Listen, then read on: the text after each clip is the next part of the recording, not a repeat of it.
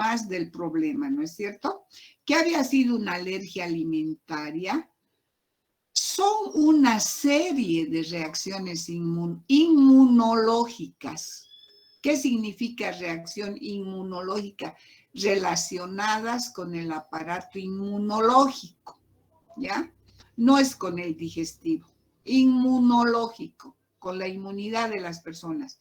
En un individuo sensibilizado a un determinado alimento, ¿ya? Cuando lo ingiere o entra en contacto con el mismo. Entonces, ¿qué sucede cuando una persona es alérgica a un alimento?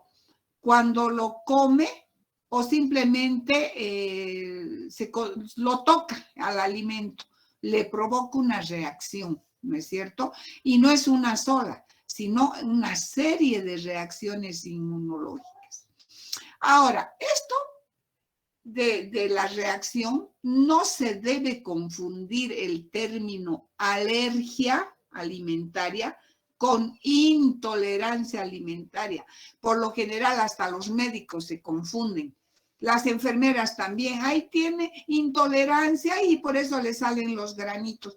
Por eso no es así. La alergia es otra cosa, la intolerancia es otra. La alergia, ya estamos viendo, la alergia está directamente relacionada con la parte, con las defensas de la persona, con su factor inmunológico. En cambio, la intolerancia está relacionada con su aparato digestivo. Cuando no puede digerir bien un nutriente, eso es intolerancia. Lo que está relacionado con el aparato digestivo. Por ejemplo, alergia alimentaria es alergia a la proteína de la leche de vaca. Eso va a producir una reacción en el sistema inmunitario del niño o de la persona. Pero si, digamos, a esa persona se le diagnostica con intolerancia a la lactosa. ¿Qué es la lactosa? Es el azúcar de la leche y aquí no está interviniendo para nada el factor inmunitario, sino que le falta una enzima, la lactasa, directamente relacionada con el aparato digestivo, ¿no es cierto? Esa es la diferencia. Y ustedes nunca se olviden ni confundan alergia con intolerancia. La intolerancia es otra cosa. La alergia es otra cosa completamente diferente. Espero que me hayan comprendido, ¿no? Entonces, no se debe confundir el término alergia alimentaria con intolerancia alimentaria, en la que por lo general no interviene el sistema inmune. Claro, en la intolerancia interviene el aparato digestivo. Los alimentos que con frecuencia ocasionan alergias alimentarias son, en primer lugar, leche de vaca. La leche de vaca es alergena 100%, por eso a los niños no es nomás darles leche de vaca. Desde chiquititos les están dando a los 2 meses, 3 meses, los están condicionando para que tengan pues alergias a todo tipo de alimentos alergenos. La leche de vaca es para el ternero, el niño tiene su lactancia materna.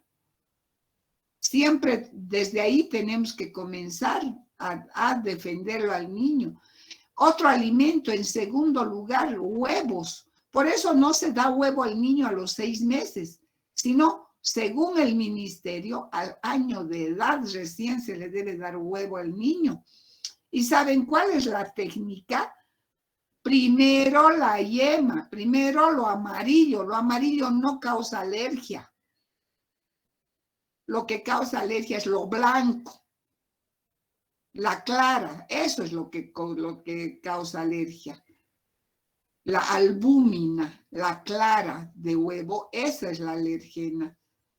Por eso hay que saber, cuando por primera vez ustedes estén dando de comer a bebés de 6 meses en el hospital, para nada huevos, no van a mandarlas del servicio de alimentación huevos y no van a permitir que le traigan huevo a su familia, porque este niño hasta el año de edad no puede comer huevos, es alergeno. Pescados tampoco.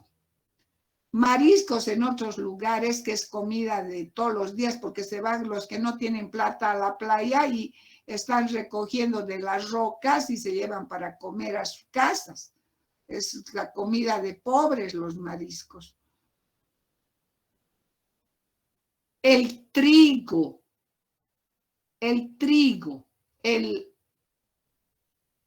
la cebada, la avena y el centeno son 4 cereales que tienen gluten. Y el gluten es una proteína alergena que produce alergia al gluten, alergia a la proteína de los cereales. ¿Cuáles? Vuelvo a repetir, anoten en su cuaderno, puede ser pregunta de examen. ¿Cuáles son los cereales que tienen gluten? El trigo, la avena, la cebada y el centeno tienen gluten. Esos producen alergia al gluten. ¿Cuáles más son alergenos? La soya, las leguminosas, ¿no? Soya, garbanzos, porotos. ¿Por qué? Porque tienen bastante proteína vegetal y pueden producir alergias. Las nueces, hasta hay una película, ¿no? De una nena que le dan un helado con nueces y ay, casi que se muere, va a dar al hospital. El maní, tantas personas toman su sopita de maní y se llenan al tiro de granos y ronchas, al tiro les sale la erupción, la urticaria famosa. En algunos niños simplemente el plátano y la frutilla y los cítricos producen alergias en algunas personas. De las carnes, la que mayor produce alergias es la de cerdo, ¿no?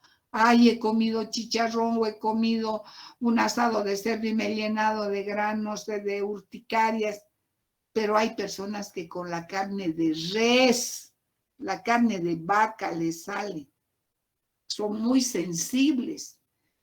Los tomates, el pimiento morrón y la berenjena también en algunas personas causan alergias. Claro que no en todas, en algunas. Por eso son alimentos que causan una serie de reacciones inmunológicas. Y vamos a partir desde el principio de que ninguna persona es igual a otra en cuanto al sistema de defensa inmunitario. Nunca todos van a tener la misma cantidad de defensa, no. Hay personas que tienen más defensas o un factor inmunitario más fuerte que otras. Por eso dicen, ¿no? Y ustedes van a ver, pero hemos comido lo mismo y a mí no me ha salido alergia y a vos te ha salido porque la carne estaba en mal estado. ¿Por qué no me ha salido a mí alergia? Porque tiene el factor inmunitario más fuerte que la otra es más débil, tiene menos defensas. Por eso nunca de los nunca se pone a las personas en el mismo nivel de inmunidad. Nunca, jamás. Cada persona es diferente en su inmunidad. Unas tendrán mejor inmunidad y otras tendrán menor inmunidad. Y eso hemos podido ver en estos últimos tiempos con el famoso problema del coronavirus, ¿no? Muchas personas, caramba, directo hasta la muerte. Otras simplemente como con un resfrío nada más. Bueno, y ahora inclusive las personas que están vacunadas varias han caído y otras no, están con defensas. Entonces, no todo el mundo tiene el mismo nivel de inmunidad. Eso también pónganlo en claro.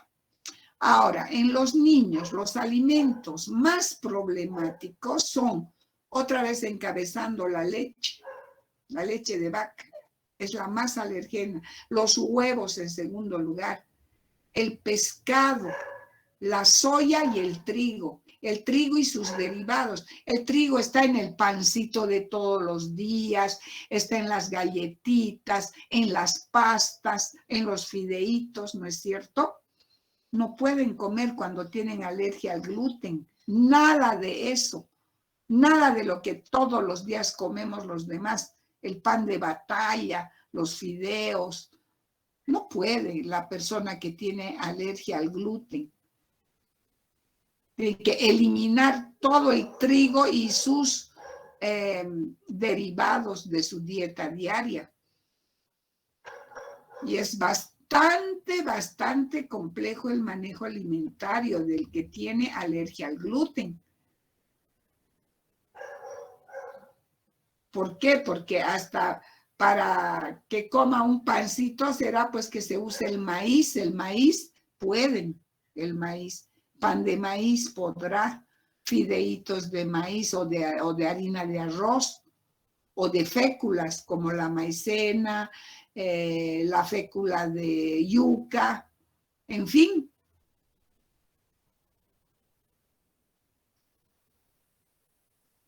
Entonces tienen una dieta especial desde niñitos cuando se les presenta y se les diagnostica la alergia al gluten o la famosa enfermedad celíaca que conocen con ese nombre. Ahora, otros alimentos alergenos, el cacao que se vende como cocoa, ¿no es cierto? Algunos niños, algunas mamás le ponen, hay saborcito a chocolate a la leche y presentan alergias. No es a la leche en este caso, sería al cacao o cocoa, ¿no? O sea, se tiene que determinar qué alimento es el alergeno. La famosa miel de abeja, tan deliciosa que la mayoría de la gente le encanta, pero hay muchos que tienen que cuidarse hasta de acercarse a la miel, porque el solo roce les provoca alergias. Peor si les pica una abeja y les pica 2 abejas, hasta les pueden producir la muerte. Son muy sensibles. Entonces, ojo con la alergia a la miel de abeja. Es terrible. Y también cuando llevamos conservas a la casa, a veces sucede, usamos algún alimento, alguna cosa en conserva, pero algunos de nuestros familiares le levantan las ronchas, la urticaria. ¿Por qué? Por los conservantes y saborizantes que tienen algunos enlatados. Mucho cuidado cuando se lleva una conserva a la casa.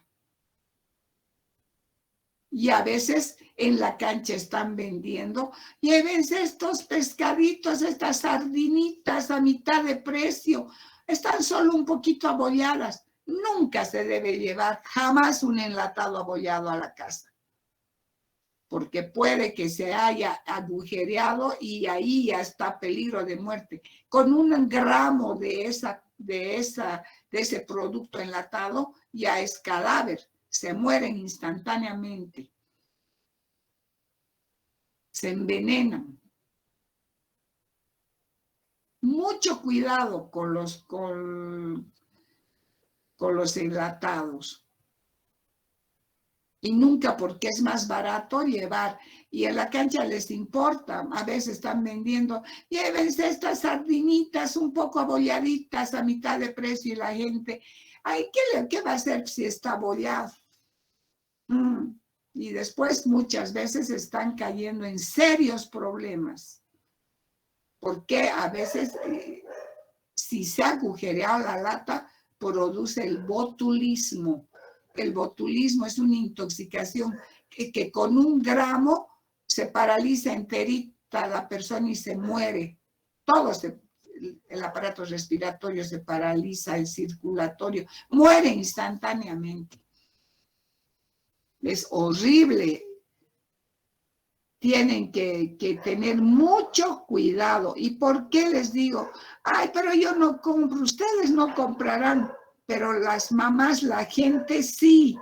Y cuando ustedes tengan sus reuniones con madres, de capacitación, no solamente del tema de nutrición, puede ser específicamente, puede ser que para otro tema muy ligado a la enfermería tengan una reunión con madres, toquen también estos temas, porque no van a tener otra oportunidad.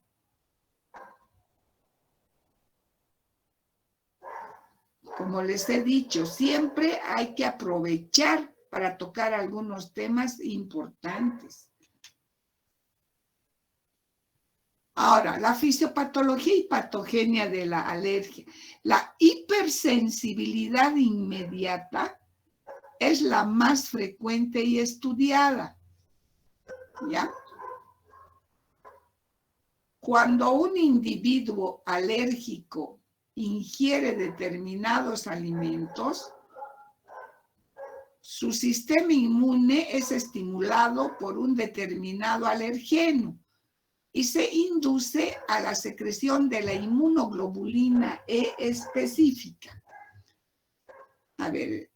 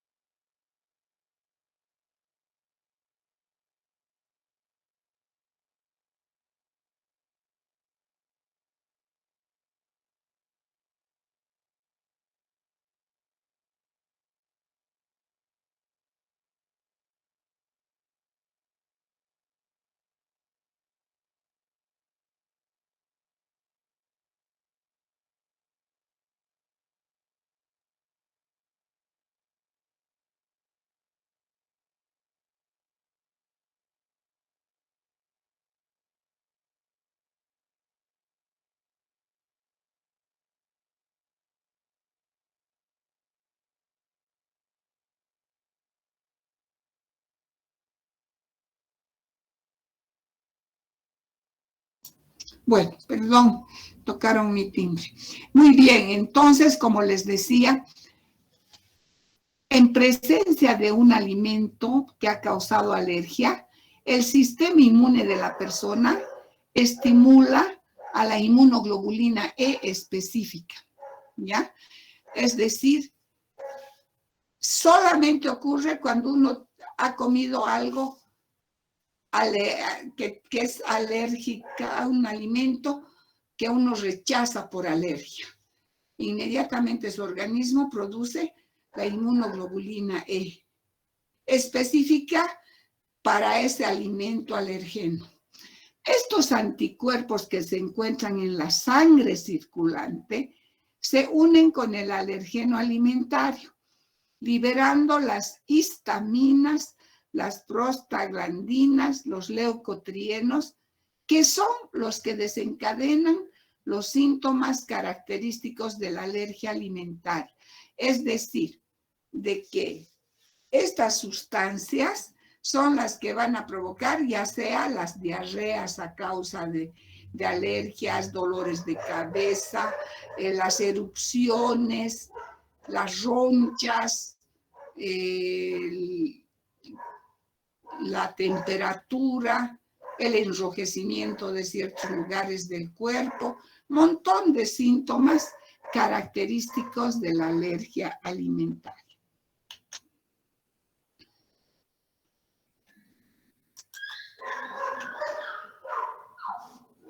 El factor hereditario es el que predispone al individuo a sufrir algún tipo de alergia alimentaria. Esto es bien importante, chicos, duplicándose el riesgo en el niño si ambos progenitores están afectados. Cuando recién nace un niño, por eso le preguntan a la madre, ¿tiene alergia a algo? Y el padre también tiene alergia a algo, porque el niño puede nacer terriblemente sensibilizado inclusive a la leche, a la proteína de la leche materna a veces, pero generalmente sensibilizado a cualquier otra fórmula que no sea la leche materna. Más van a aceptar la leche materna porque tiene bajita la proteína. En cambio, a veces hasta las mismas enfermeras, ustedes, enfermeras y enfermeros, obligan a las mamás a llevar un tarro de leche cuando van a tener un hijo. Eso hacen en la caja petrolera. ¿Para qué? ¿Para qué? Directamente es al pecho de la madre. Pero claro, quieren que como si fueran, ya estarían con la producción de la leche madura, de que hay harto y el niño se harta. No es así. El niño tiene que tomar apenitas ccs de la vacuna que es el calostro. Si la mamá produce 30 ccs en 24 horas, tomará un cc cada 2 horas el niño. ¿Por qué? Porque si el niño llora, caramba, pues ya se le vuelve a poner al pecho de la madre, se le vuelve a poner al pecho de la madre. E inclusive así va a mejorar la succión y la producción de la leche intermedia, que baja al cuarto día. ¿Pero qué hacen? Piden el tarro de leche, que es de leche de vaca. Cualquier tarro de leche maternizada es hecha de leche de vaca. Entonces, al niño que ha nacido con esta inmunoglobulina E aumentada porque el padre y la madre son alérgicos a algo, ni siquiera ha de poder tomar esa fórmula láctea. Y en ese caso, depende, ¿no? Si no tolera la leche de la mamá, directamente ya la nutricionista dirá, pues Pepti Junior, que es el hidrolizado, directamente ha hidrolizado el niño. Por eso es importante que ustedes pregunten siempre a la madre que está teniendo su bebé si es alérgica a algo y si sabe que el padre es alérgico a algo. Porque aquí dice, se duplica el riesgo en el niño si ambos progenitores están afectados.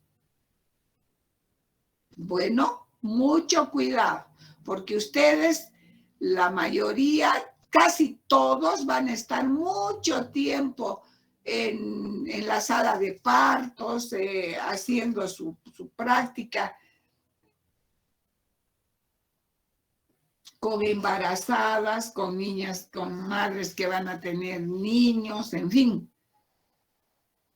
Así que ya saben lo que tienen que hacer. Ahora, existen varias barreras en el organismo que previenen la absorción de proteínas potencialmente alergénicas. ¿Cuáles son las alergénicas? Las proteínas son las alergénicas, no los hidratos de carbono ni las grasas. Las proteínas son las alergénicas. Y cuando estas barreras sufren deterioro, aumenta el riesgo de sensibilización, es decir, aumenta el grado de respuesta del organismo hacia un alimento alergeno. Con mayor fuerza responde. Bueno, ahora, espera esto. vamos a llevar despuesito, ya. Sintomatología clínica. Se manifiesta. ¿Cómo se manifiestan las alergias? Con síntomas digestivos por afectación del tubo digestivo. Primero, cuando ataca al mismo tubo digestivo. ¿Y qué manifestaciones existen? Diversas manifestaciones, dependiendo mucho del órgano o sistema afectado. ¿Qué síntomas tiene el aparato digestivo? Pueden aparecer a los pocos minutos, a las horas o a días después de la ingesta del alimento alergeno. Por ejemplo, yo he comido chancho anteayer y yo bien contenta, ya no me hace daño el cerdo, el chanchito no me ha hecho daño. Anteayer ya he comido y nada, qué belleza, ya no me hace daño. Sin embargo, en la noche o mañana del tercer día me lleno de urticaria y pienso que es por algo que acabo de comer. Y no es así. Es recién la respuesta a los 2 días de algo que he comido, porque puede manifestarse inmediatamente después de horas o de días inclusive después de haber comido, ¿ya? Así que por eso es bueno siempre hacer una anamnesis alimentaria, un recuerdo de más de 24 horas de qué ha comido la persona. Porque a veces nos dicen, no he comido nada alergeno, porque ya se conoce la persona. Al menos ni ayer ni anteayer he comido. Pero hace 3 días sí comió maní o comió, qué sé yo, algo que le provocaba alergia. Y recién a los 2 días, a las 48 horas, recién le está viniendo la erupción. ¿Ya? Van a tomar en cuenta eso. Y en el mismo individuo puede variar el grado y la localización de la respuesta alérgica. Por ejemplo, he comido maní y al tiro me ha brotado en toda mi cara, mi cuello y puede ser mis brazos, ¿ya? Las ronchas. Bueno, me ha durado una media hora, las ronchas han empezado a desaparecer. En la tarde me vuelve a brotar las ronchas con menos intensidad en mi pecho, mi abdomen y mis muslos. Ay Dios, ya igual otra media hora, pero ya no tan fuerte. Y en la noche puede simplemente enrojecer mis muslos y mis pantorrillas. Enrojecer nada más, como temperatura. Ya no las ronchas, nada, ¿no? Va variando el grado y la localización. No es que me va a salir en todo mi cuerpo, sino así va recorriendo la toxina, ¿no? Las toxinas van recorriendo. Y también como ya vamos eliminando, entonces va cediendo la fuerza de la respuesta alérgica. Bueno, hay que considerar eso. Ahora, el mismo alimento puede producir distintos síntomas en la misma persona, dependiendo del grado de respuesta que presente. Por ejemplo, esta sopita de maní que a mí me da alergia, puede ser que me haga doler mi cabeza y ese día me haga dar diarrea. ¿Ya? Pero la siguiente vez o al día siguiente me salgan las erupciones y me dé solamente temperatura en el lugar de las erupciones. o que me duela la cabeza y me dé temperatura. O sea, diferentes síntomas puedo tener, ya con un mismo alimento.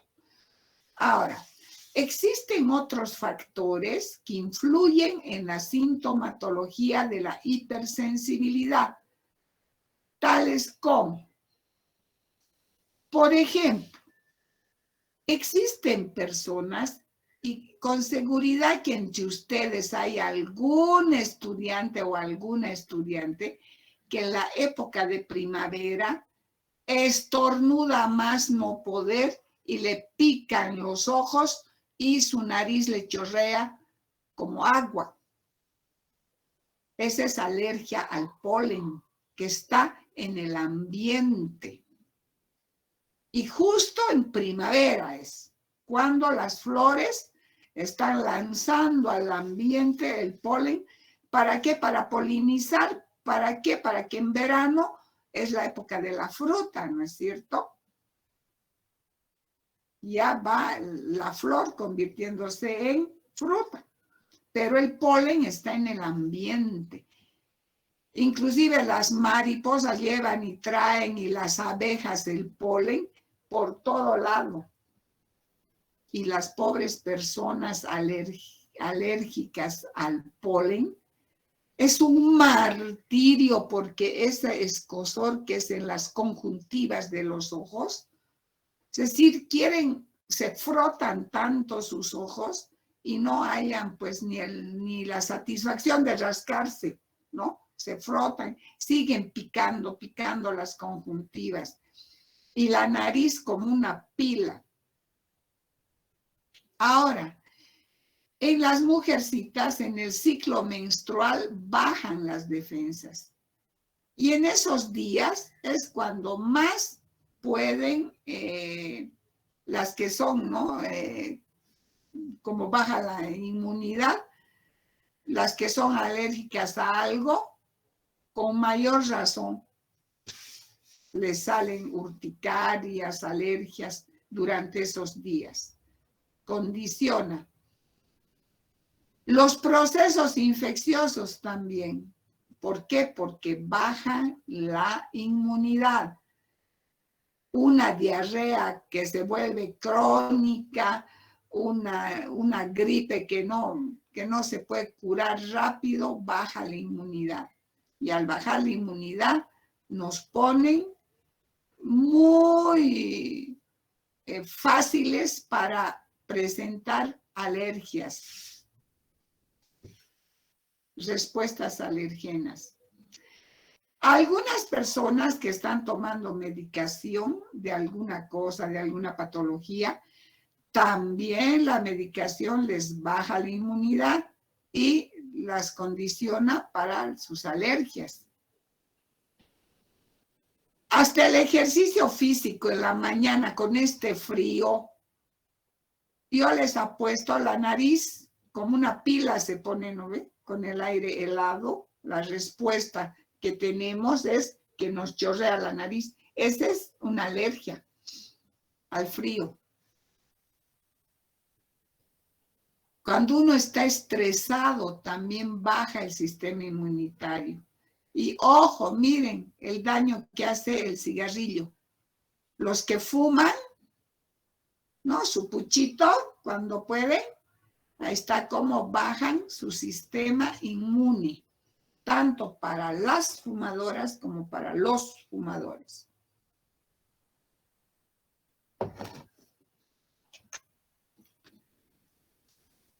¿Cuál es la anafilaxis de la alergia alimentaria? ¿Qué había sido anafilaxis? Es la manifestación clínica más dramática inducida por la sensibilización de alergenos alimentarios.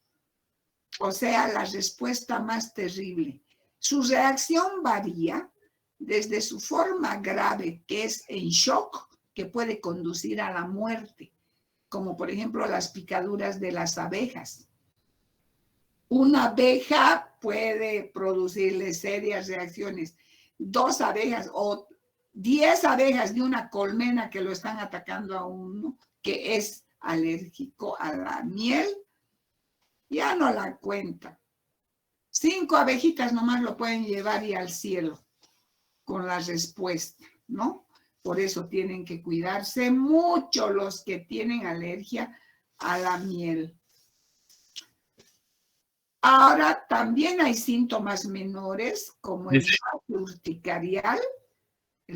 urticarial, la cianosis nasolabial, que solamente se pone morada alrededor de la boca, ¿ya? De los labios, se ponen morados los labios, la nariz, o se cierra la laringe, la garganta, el espasmo bronquial y no pueden respirar. Esto ya es peligroso porque uno se puede ahogar y morir.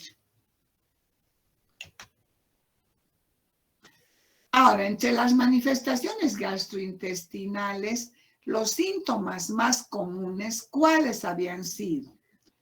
Las náuseas, los vómitos, el dolor y distensión abdominal y la diarrea. Ya son los más comunes en las manifestaciones gastrointestinales.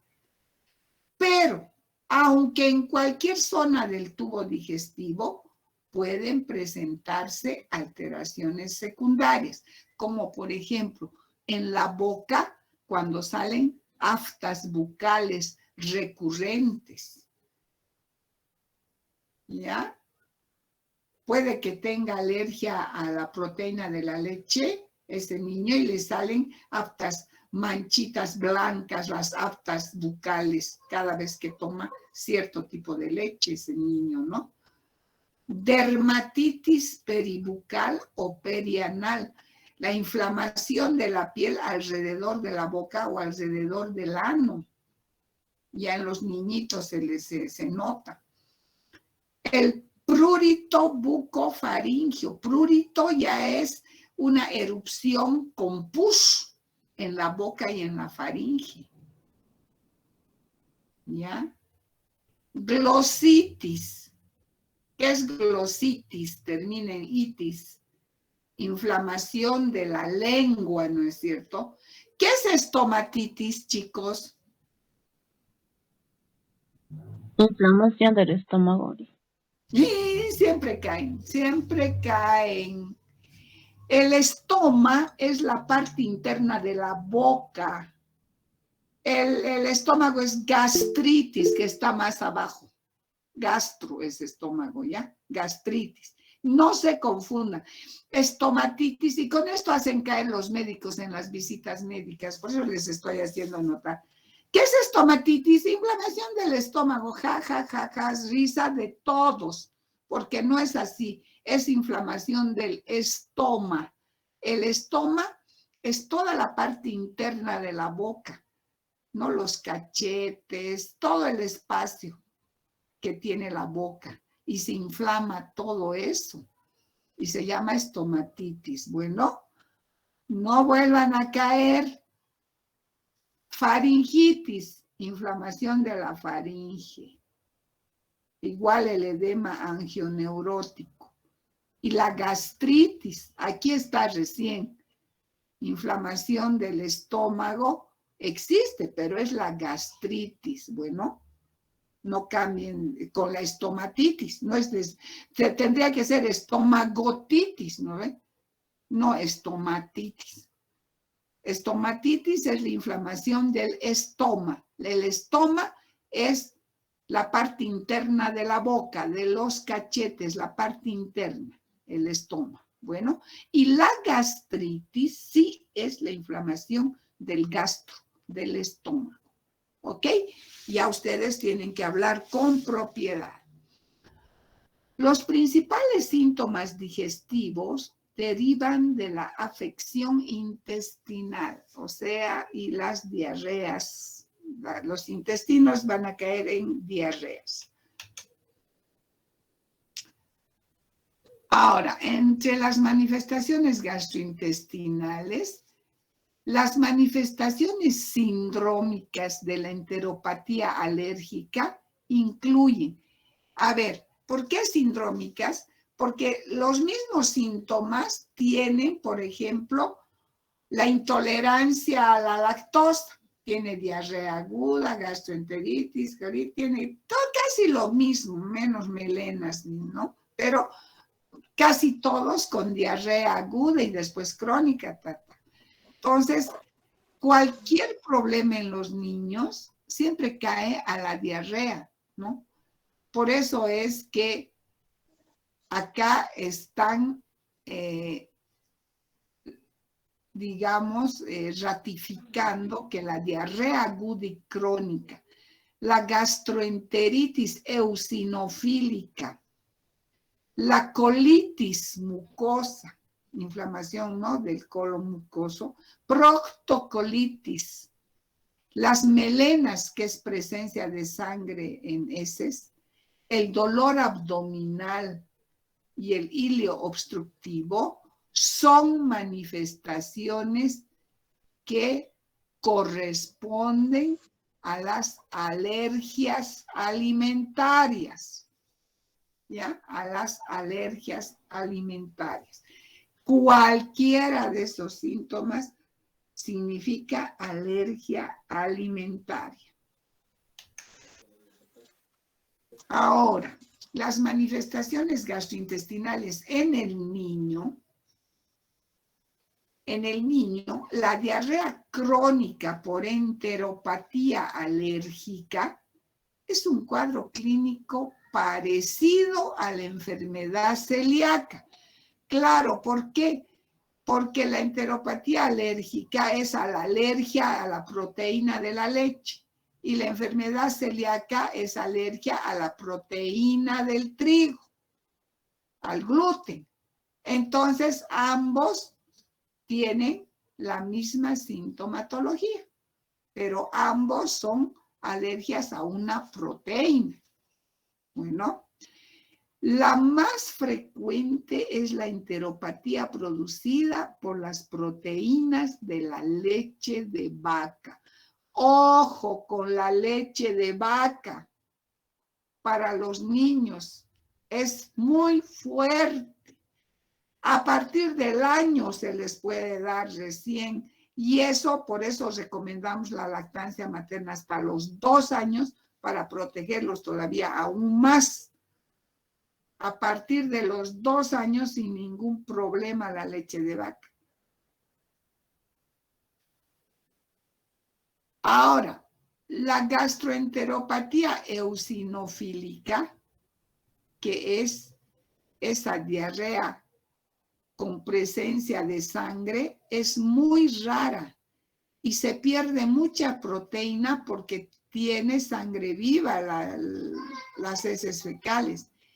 Existe dolor abdominal, pérdida de sangre por heces y por lo tanto retraso del crecimiento del niño.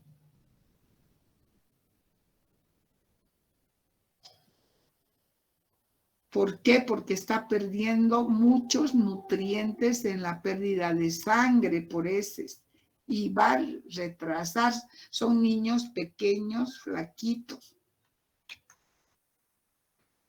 Ahora, también existen alergias alimentarias que provocan, que atacan al sistema respiratorio, ¿ya?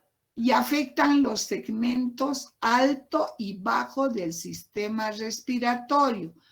Segmento alto tenemos las vías, los pulmones, las fosas nasales, ¿no?, los bronquios.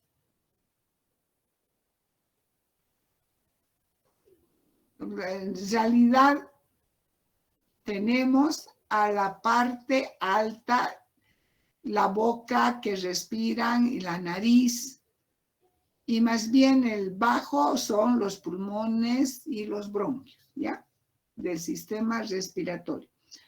Ahora, ya hemos visto la rinoconjuntivitis, por ejemplo, que aquí es una respuesta a la alergia del polen en la primavera, de las personas sensibles al polen, donde se les inflama terriblemente la nariz y es como una pila todito el rato, enrojecida la nariz, y las conjuntivas les pican terriblemente, coloradas, rojos, los ojos rojos. ¿Por qué? Porque están inflamados.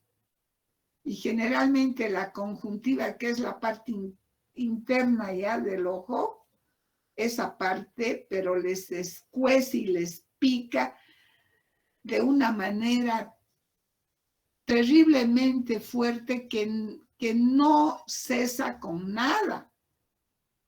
Es bastante molestoso tener una rinoconjuntivitis. Ahora, la rinitis crónica con prurito nasal y estornudos.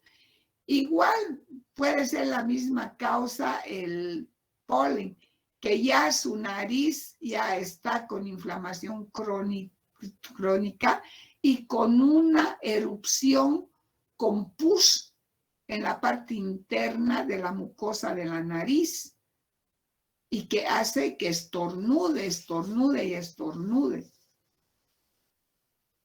Qué feo, ¿no?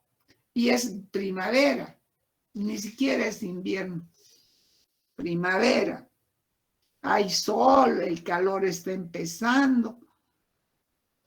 Como decimos, es el mejor mes del año, septiembre. Sin embargo, para los que tienen este problema, es el peor mes. Agosto, septiembre, cuando ya pasa el invierno, comienza la primavera. ¡Ay! Comienza su martirio.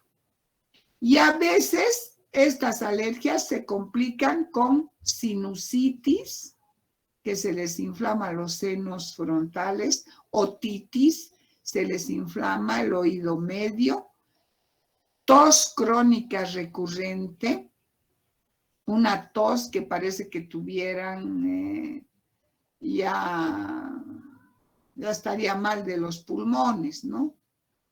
Asma bronquial, aquí es cuando aparece el asma en los niños, que es una respuesta alergena el asma. El asma es cuando la persona tiene el factor inmunitario bajo y el bebé comienza con el asma. Y los edemas laringeos se les va cerrando la garganta de todo y de nada, ¿no?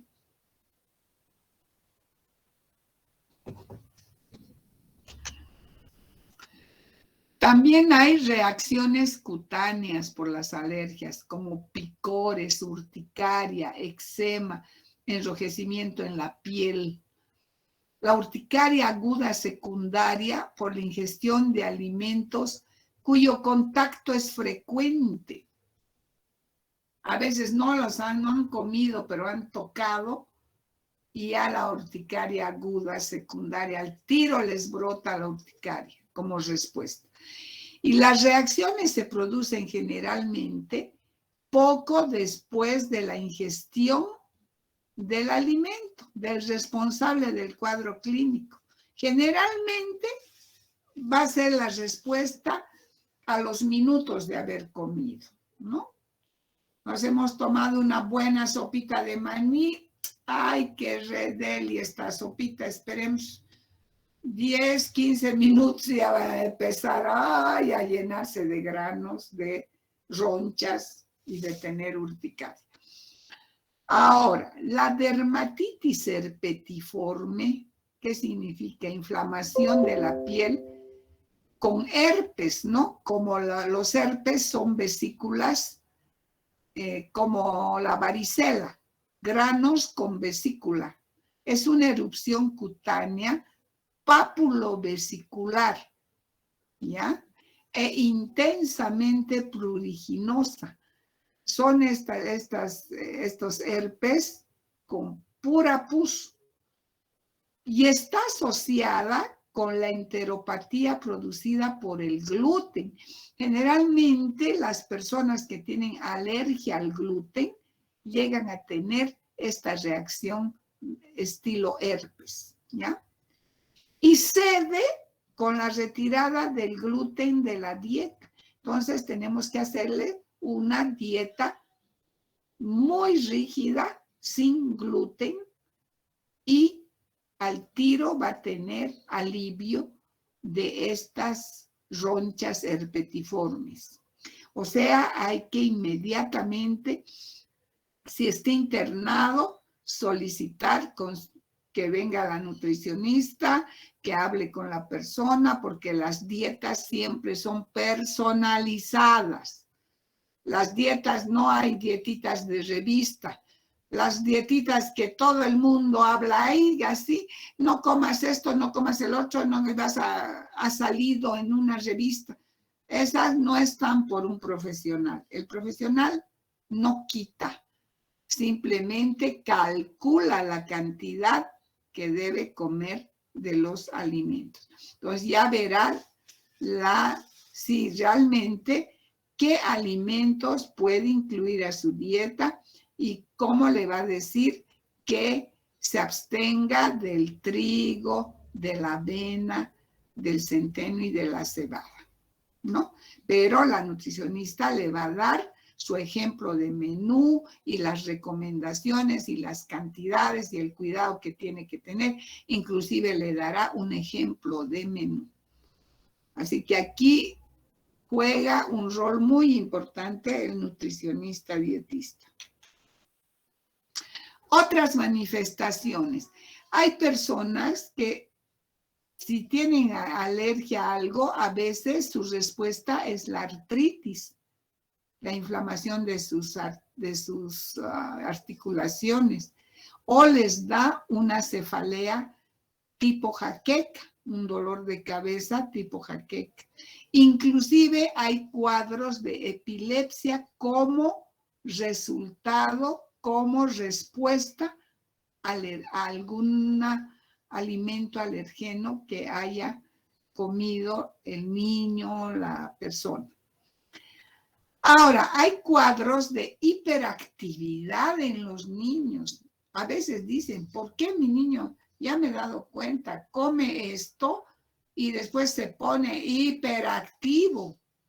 Y es pues la respuesta a ese alimento sensible que es él, ¿no? Y le da una hiperactividad terrible. La astenia, una mala gana que solo quiere estar en cama. No tiene fuerzas para nada. Y inclusive síndrome nefrótico, problemas con sus riñones. Ahora, ¿cómo se diagnostica la alergia alimentaria?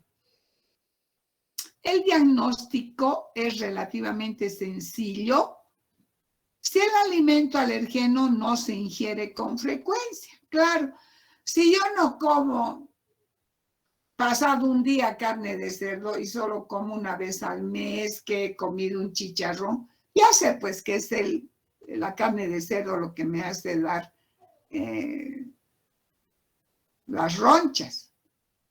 Pero cuando los síntomas son suaves o aparecen de forma habitual, porque puede ser, por ejemplo, que todavía no le hayan diagnosticado la alergia al gluten y todos los días toma desayunito con pancito o le dan fideíto en la dieta. Uy, el diagnóstico se complica.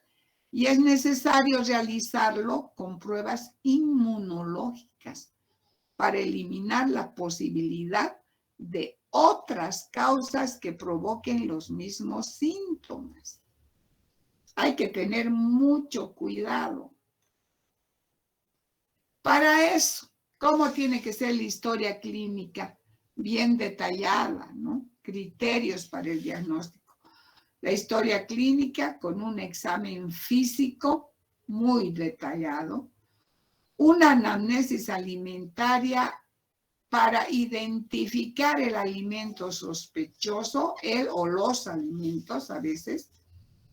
Y si ya hemos identificado el alimento sospechoso, ¿qué cantidad ha ingerido el paciente? ¿Qué tiempo ha transcurrido desde que comió hasta que le aparecieron los síntomas, aparición de síntomas? Frecuencia de los síntomas, episodios similares y qué tiempo pasa entre los episodios.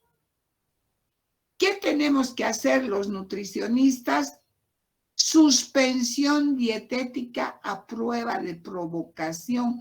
¿Qué significa?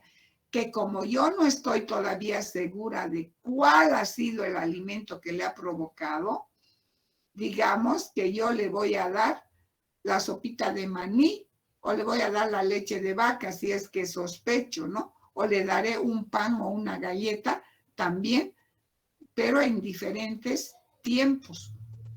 Y la comida que provoque las ronchas, esa es la que voy a eliminar para siempre. Suspensión dietética. A prueba de provocación significa que le voy a dar para que le salgan ronchas. Si efectivamente le salen con el maní, entonces nunca más maní en su vida. Por eso se llama suspensión dietética a prueba de provocación. O directamente se le va a hacer en sangre la utilización de test inmunológicos in vivo, como el test PRIC, ¿ya? Que sería a la misma persona, se le pone, es como una etiqueta que se le pone en la espalda, donde tiene distribuidos varios puntitos de alimentos alergenos y le vamos pinchando, ¿no? En la espalda. Entonces le va ingresando a la piel todos los alimentos alergenos, así, poquito, poquito, poquito. Los que se ponen en rojo son los que ya sabemos por el orden del test a qué alimento corresponde, ¿no? Esos son in vivo. Pero in vitro, o sea, se le saca sangre al paciente y los test que hacen los de VIH, el RAST y el ELISA, que se usan para el VIH, que es la prueba inmunodeficiencia, ¿no ve? Esos en in vitro, o sea, con tubos de ensayo, con reactivos, ¿no? Entonces, de esa manera se trabaja.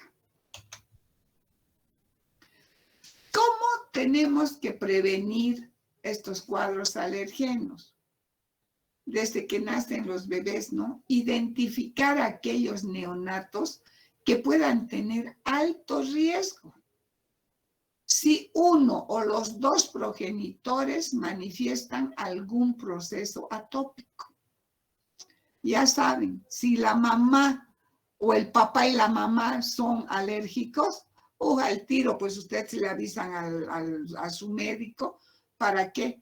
Para que ya ese niño se le hace la prueba de la inmunoglobulina E hasta la semana de nacido y se nota realmente la cantidad alta de inmunoglobulina E con la que ha nacido ese niño. Lo que va a corroborar de que ese niño, leche de tarro jamás maternizada, no puede ser que acepte solo la leche de su mamá, ¿no? Y en caso de que ni la leche de su mamá, porque a veces hay casos dramáticos, bueno, ahí tenemos los hidrolizados, etcétera, etcétera, ¿no? Entonces ya es un manejo más técnico. Ahora, otra manera de prevenir, cuando justamente están haciendo el análisis de laboratorio y hay un recuento bajo, y la funcionalidad deteriorada de las células CD8 en la superficie de las células T, cuando están estudiando el timo de los niños, que es la glándula que produce la defensa del bebé hasta los 2 años, ¿no? La parte inmunitaria. Cuando hay deterioro, todo, pucha, está pasando, ese niño no tiene defensas. Evitar la ingesta de leche de vaca en los primeros meses de vida del niño, como les digo, inclusive a partir del año o de los 2 años recién, darle. Evitar la exposición a alergenos en forma estricta, tanto a la madre como al niño durante la lactancia. Si la mamá le está dando el pecho, ella tiene que tener un cuidado terrible en no consumir alimentos alergenos, porque ustedes ya saben que te va todo directo a la leche materna. Y le va a salir alergia al niño, ronchas, urticarias, diarreas, todo, si la madre está consumiendo alimentos alergenos, ¿no? Ahora, a los 6 meses de vida del bebé, evitar la introducción de alimentos potencialmente alergenos, como ser nada de huevo, nada de pescado, nada de trigo, ni de frutos secos, etc. O sea, los potencialmente alergénicos fuera. El resto de los alimentos sí con calma, ¿no? Ahora, acá hay un gran beneficio de la lactancia materna. ¿Por qué? Porque la lactancia materna hace que el niño tenga menor exposición a proteínas extrañas, porque él solamente va a estar en contacto de las proteínas que le dé su mamá en su leche materna, que es bajita, es 1.1 la cantidad de proteínas que tiene la leche de madre, mientras que la leche de vaca tiene 3.5, imagínense, recontra fuerte. Ahora, la lactancia materna hace que sea más rápida la maduración temprana de la barrera intestinal, refuerza esa barrera intestinal del bebé. La leche materna también tiene propiedades antiinflamatorias y la presencia de anticuerpos antiidiotipos que pueden inducir tolerancia. La leche materna elimina estos idiotipos que pueden inducir a la no tolerancia de la leche materna. En caso de no poder amamantar al niño, dar fórmulas hidrolizadas. Por lo tanto, la Pepti Junior es la que más usamos. Ahora, ¿cuál es el tratamiento dietoterápico? En primer lugar, eliminar totalmente el o los alimentos causantes de la alergia. Ya hemos visto.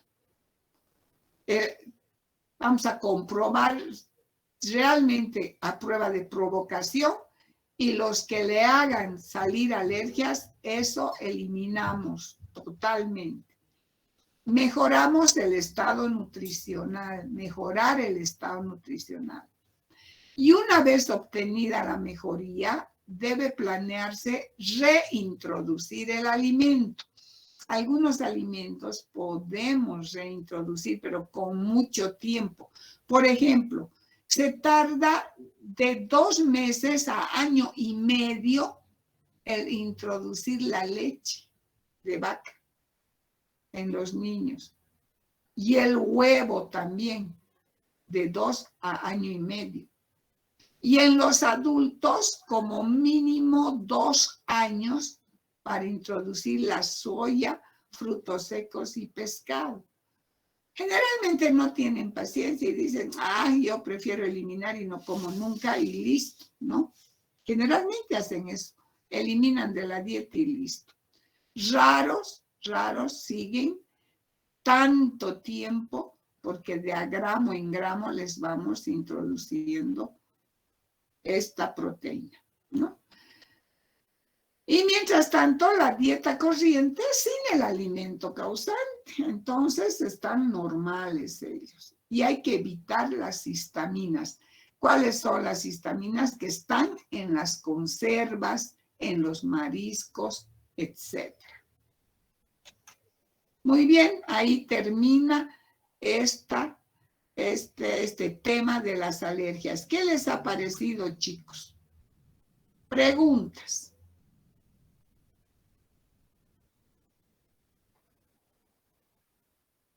O si tienen alguna experiencia.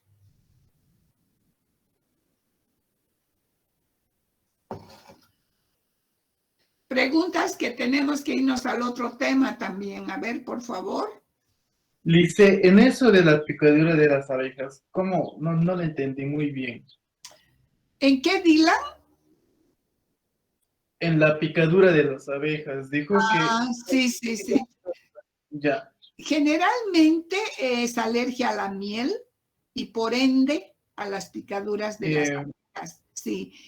Entonces, muchas veces no es que ha comido miel, pero sí estaban yendo al campo a pasear los niños, vino una abejita, ¡zas!, le picó o hicieron caer una colmena y al niño le pican 4 o 5 abejas, le pueden causar la muerte ese rato por shock, porque la respuesta es bien fuerte, bien sensible. Es ese tipo de la anafilaxis que puede causar la muerte, la reacción alergena a las sustancias de las abejas, ¿no? A la picadura de las abejitas, inclusive a la miel.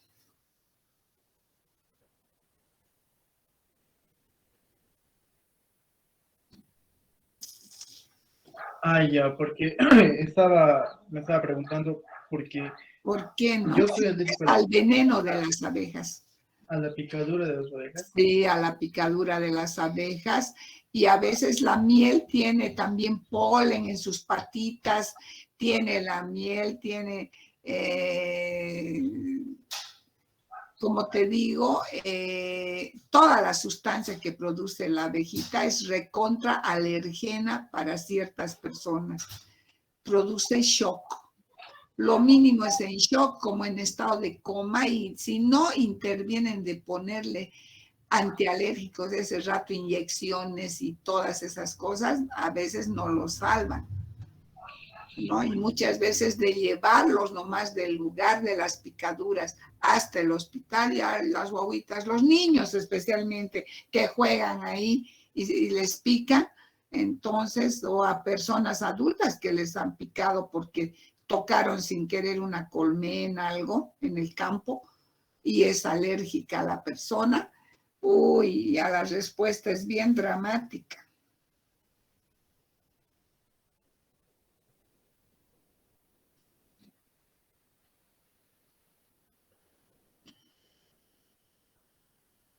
Otra pregunta, chicos, sobre las alergias.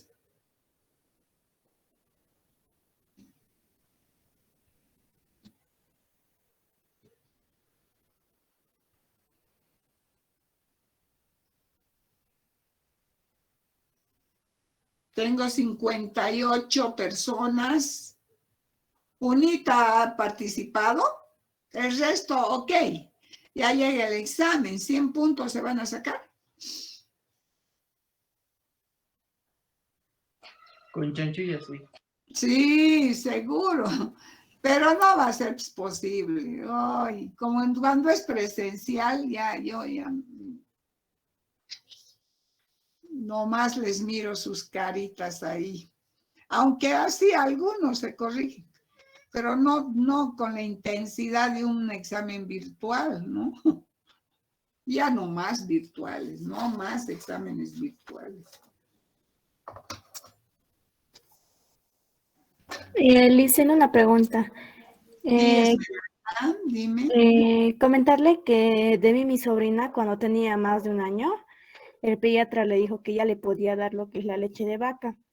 Y cuando su mamá le dio, pasó que se estreñía la bebé. Y yo creo que eso ya sería como una intolerancia a la leche, ¿no, licenciada? No sería leche. Yo creo que ha hecho un mal manejo de transición. Siempre les he dicho, el cambio de una leche a otra, aunque sea leche entera a otra leche, de a poco, por tomas. Cuando se cambia de golpe, se provoca el estreñimiento o las diarreas, también podía ser por el exceso de lactosa. ¿Ya? Podía ser estreñimiento o podía ser diarrea. Pero el cambio no lo ha hecho, digamos, correctamente. Era una toma de leche de vaca y el resto su leche de siempre. Al día siguiente, 2 tomas de leche de vaca y el resto su leche de siempre. Al tercer día, inclusive hasta el cuarto, recién cambiarle todas las tomas, ¿ya? De esa manera se cambia a los bebés cualquier leche. Por ejemplo, de un hidrolizado a la leche que le van a dar, tiene que ir por tomas. Si es que no hubiera un semi-hidrolizado. Si hubiera un semi-hidrolizado, se hace una transición al semi-hidrolizado que ya está más cerca a lo normal, y ese semi-hidrolizado por tomas a la leche que le queremos dar. O sea, siempre con mucho cuidado y por tomas se hace el cambio de fórmula, ¿ya? Por eso nomás se ha estreñido tu niña, o sea, tu primita, por un mal cambio que ha tenido. Muy de golpe le ha cambiado. Sí, Lice. Así que ya saben, siempre ustedes aconsejen y muchas veces, mis queridos estudiantes, ustedes manejan los lactarios, muchas veces enfermería maneja los lactarios. Entonces, siempre en coordinación con la nutricionista, ¿ya?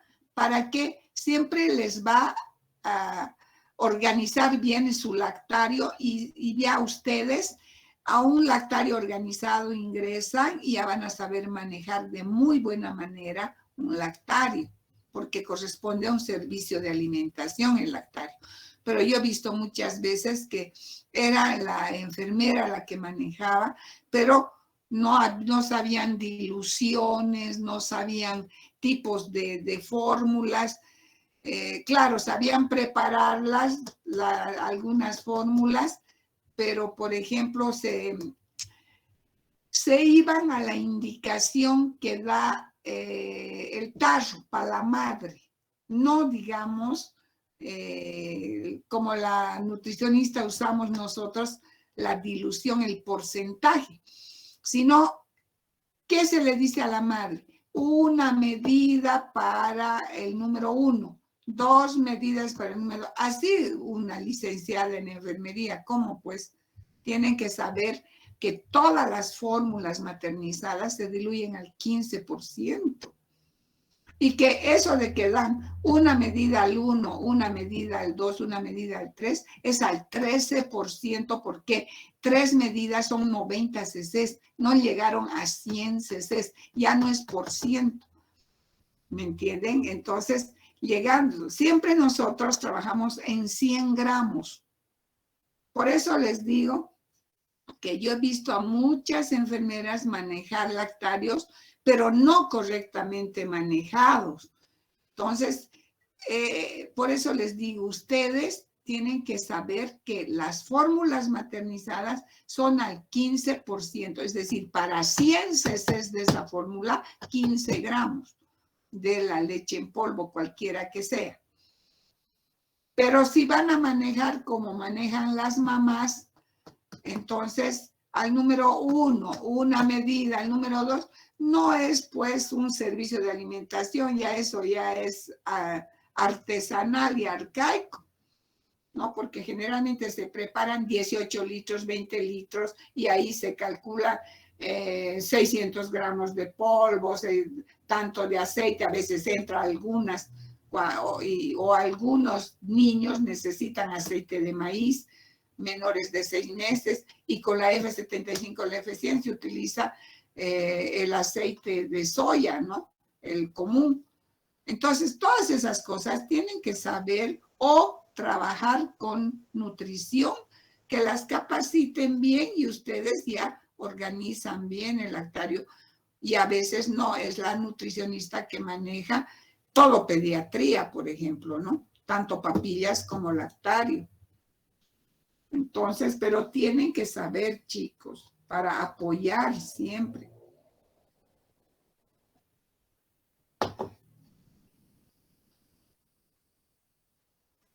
Y lo que hemos visto ahora a partir del año de edad o de los 2 años que nosotros recomendamos la lactancia materna hasta los 2 años, recién cambiarles por tomas, o en el caso de que esté mamando para destetar al bebé, por tetadas, ¿no? Una tetada, darle ya la leche de vaca a los 2 años, el resto el pecho de la mamá. Así también poco a poco va secando la leche de la mamá, no de golpe. ¿No es cierto? Es un buen sistema para terminar la lactancia materna y que la mamá no se quede con los pechos inflamados. Otra pregunta más, por favor.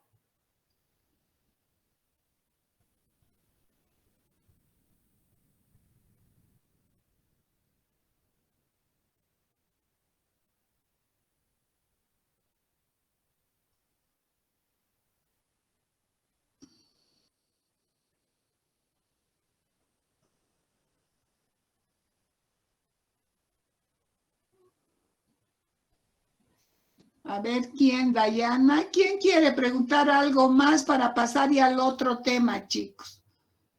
Estamos atrasados ya. Licenciada, Sí, ¿cómo estás? buenas tardes.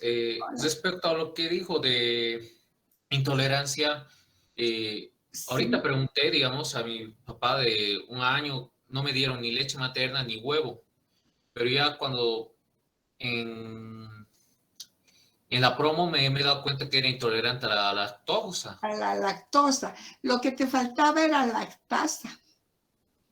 No era alergia, para nada. Intolerancia. Intolerancia. Y eso se logra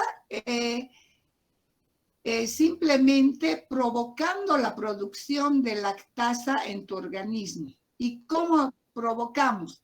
Por ejemplo, seguramente tú cortaste para todo, la leche no te daban para nada, ¿no es cierto? Entonces se comienza a dar al niño o al adolescente, digamos, en una taza de, por ejemplo, una taza puede ser té con leche o café con leche que queremos darle al niño, o simplemente leche con chocolate puede ser, pero le damos 1 cc de leche en ese café. Ni se nota. El café ralito, ni se nota. No le va a pasar nada. A los 2, al otro día, igualito el cc. Al tercer día, no le ha pasado nada, le voy a aumentar 2 cc's. O sea, te voy a provocar que vayas produciendo la lactasa. Puede ser que en 15 días logre darte una taza de leche, así por cc's, y vas a ir produciendo poco a poco la lactasa y después ya vas a tomar leche sin ningún problema, pero hay que provocarte la producción de lactasa, la enzima, que es la enzima la que metaboliza el azúcar de la leche. Lo que sí podrías también directamente es una leche sin lactosa, directamente, ¿no? Ahora que hay sin lactosa. Pero para llegar a tomar una leche normal, de esa manera se introduce. Pero ahora en las farmacias, en el mismo Hipermaxi, leche sin lactosa, te compras y listo, pues. Ya no te provoca nada. Sí, porque se me hacía raro, digamos, que pueda tomar leche con chocolate y leche con avena, imposible, digamos, en mi estómago. Claro, Diarrea y todo lo demás, eso sí, no, se me hacía raro, ¿no? La leche, yo. claro, claro. Era que compres la leche, que era que te compren, ¿no? Que te diagnostiquen, no te han diagnosticado que era la lactosa. Entonces, simplemente tú leche sin lactosa, listo. Y ahora que ves que cuesta lo mismo que la leche entera. Dice, Sí. dice, ¿en qué afecta uno que sea intolerante?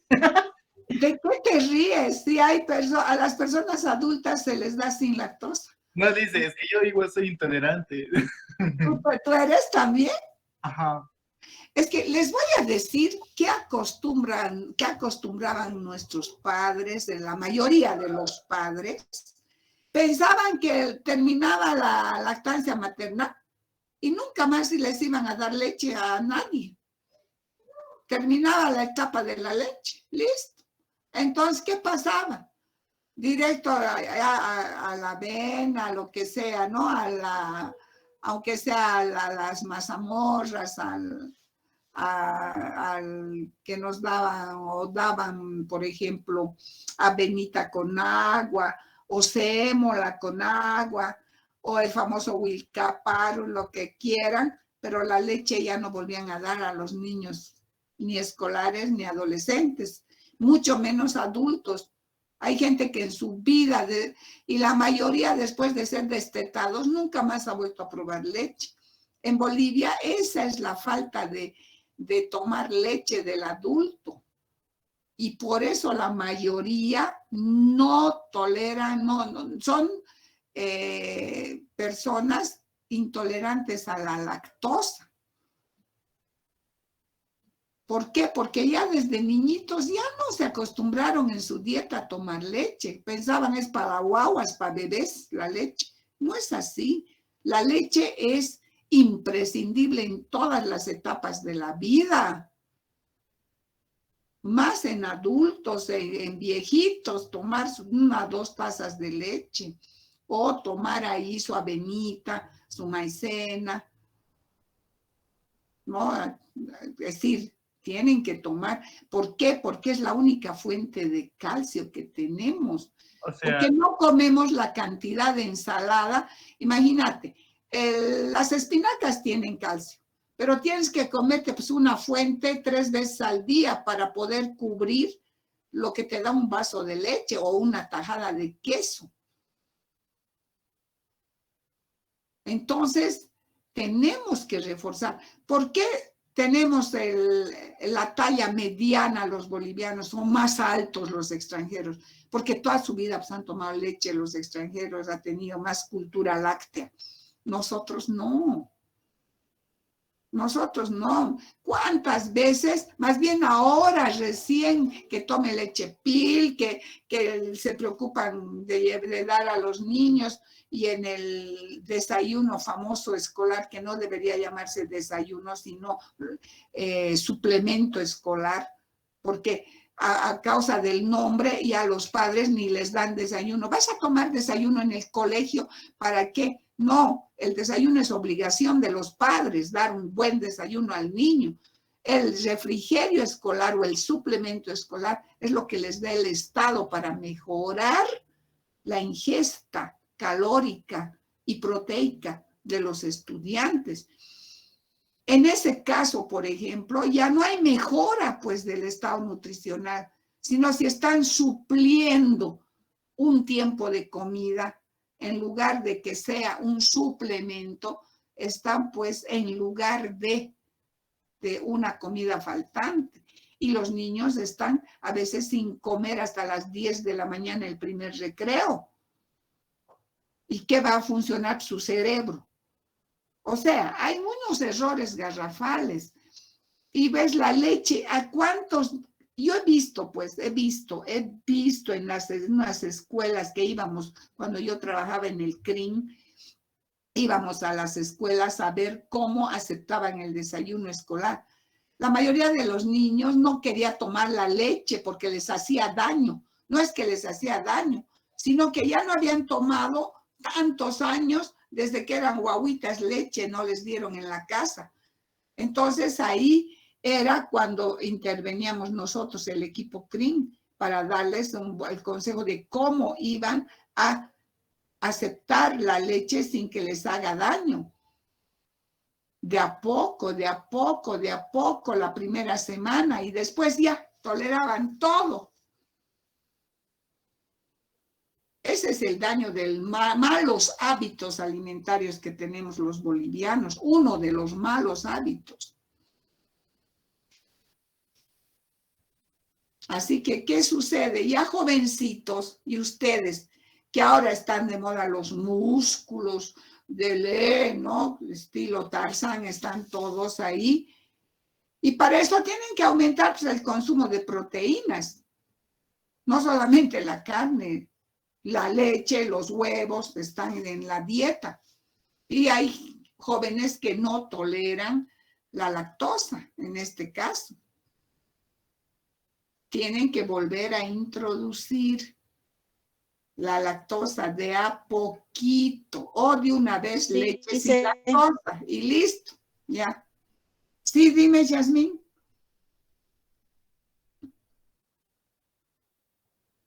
de mí mi hermanita igual es así, pero toma leche. O sea, siempre le hemos dado, siempre, no ha faltado la leche en mi casa y toma a mi hermanita. Mi papá siempre se ha preocupado por ese lado, pero aún así le hace mal. Es que A debe pesar ser de que alergia a la tomaba, de chiquita ya proteína. tomaba, pero ahora ya no quiere porque le da ganas de vomitar. Claro, la alergia a la proteína debe ser, no la han diagnosticado, que la lleve a un pediatra. Que la lleve a un pediatra debe tener alergia a la proteína de la leche de vaca. En ese caso, cambiarle a la leche de soya por un tiempo. Y después, esa es la pena que por mucho tiempo no se debe tomar la leche de soya, porque la soya también es alergena a lo largo de los años, ¿no? Pero por de pronto pueden cambiarle a la leche de soya. Y ahora ya hay hasta otro tipo de leches vegetales, ¿no? Para los que tienen alergia a la proteína. Porque con la lactosa, la leche sin lactosa y listo, ya está. Se compra la leche sin lactosa y no hay problema, ¿no? Pero habría que ver a tu hermanita cuál es el diagnóstico que le hagan. Porque necesitan. Si no, tu hermanita va a ser a la larga chiquita, no va a alcanzar la talla que debería alcanzar.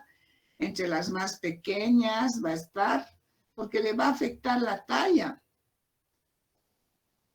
Sí, el huevo igual le hace mal, más que todo en el desayuno, dice. Puede ser alergia que tiene tu hermanita. El huevo es uno de los alimentos más alergenos y la leche también, ¿no es cierto? Entonces, todavía el huevo que no se le dé y listo, pero la leche hay que cambiarla a la leche de soya, a ver cómo la tolera. Pero primero su pediatra, ¿no? Por ahí es el problema, la intolerancia a la lactosa, que tiene los mismos síntomas. Esa es la cosa. Tiene que estar bien diagnosticada tu hermanita. Bueno. Y de acuerdo a eso, porque nosotros trabajamos con el diagnóstico médico, de acuerdo al diagnóstico se le hace la dietita a tu hermanita, el tipo de leche, etcétera, etcétera, ¿no?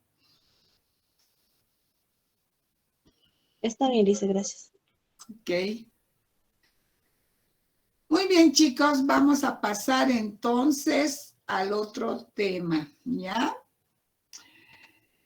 Al último tema. A ver, ojalá no se me corte, voy a dejar de presentar, voy a apretar y por ahí se me corta todo. ¿Qué vamos a hacer?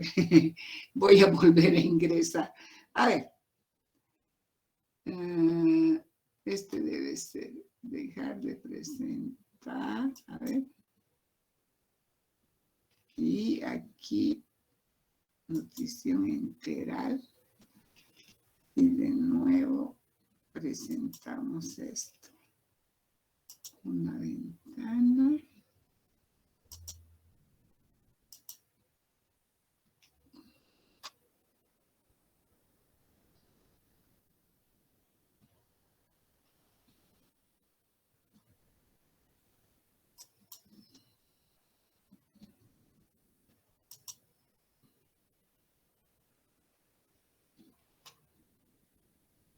Ya, ¿ven la pantalla, chicos?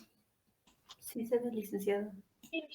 Ya. Bueno, como verán, aleluya, aleluya, aleluya. Hemos llegado al último tema de nuestro plan global. Y eso me encanta porque desde el primer día que yo he trabajado en la facultad, siempre he cumplido con todo mi plan global. Muchas veces teníamos problemas, habían paros, habían huelgas, pero así sea, domingos avanzábamos todo, pero siempre yo he cumplido y gracias a Dios ahora bastante holgados sin ponernos mucho en evidencia, ¿no? Porque la próxima semana, ya les repito, el examen final, tanto de práctica como el tercer parcial. La siguiente semana va a ser, el tercer parcial, tanto de práctica como el tercer parcial. A la siguiente semana va a ser solo el final. Y a la subsiguiente serán los exámenes de segunda instancia. Cosa de que ya la próxima semana yo pueda pasar todo al sistema y hasta mediados de julio hayamos terminado. ¿Ya? Muy bien, chiquillos. Entonces ahora paso a lo que es la alimentación enteral. La alimentación enteral. ¿Qué había sido? Es bien bonito esto.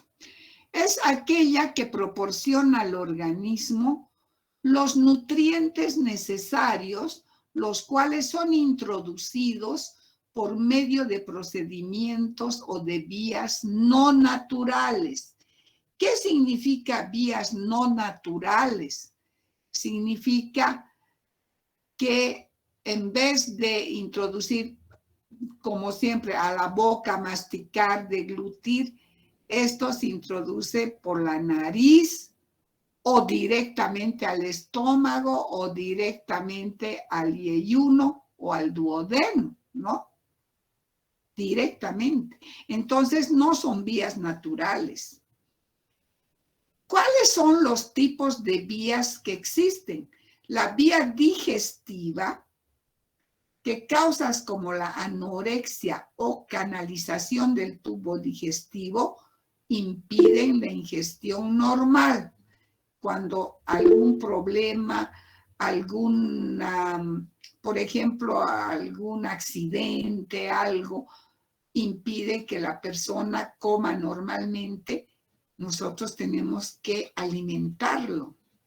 Y entonces vamos a elegir la vía digestiva o enteral. Y el otro tipo de vía es la parenteral. Y la parenteral es directo a sangre, ¿no? A vía, directo a la arteria o a la vena. Esa es la parenteral. Entonces, la digestiva o enteral es la que vamos a ver ahora.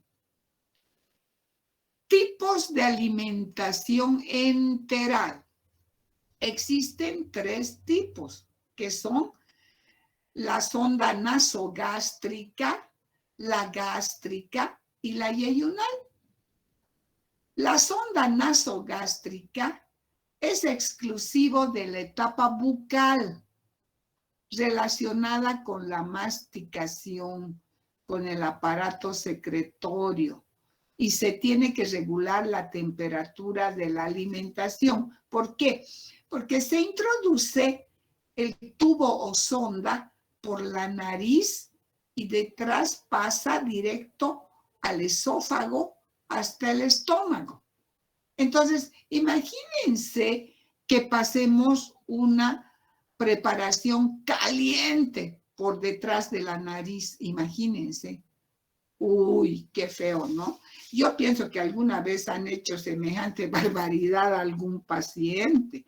Por eso que se recomienda es temperatura templada la que tiene que pasar a la sonda nasogástrica.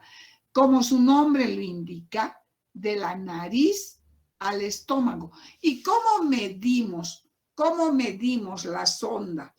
La sonda que vamos a introducir, especialmente ustedes introducen la sonda, se mide de la nariz a la oreja del paciente, ¿ya?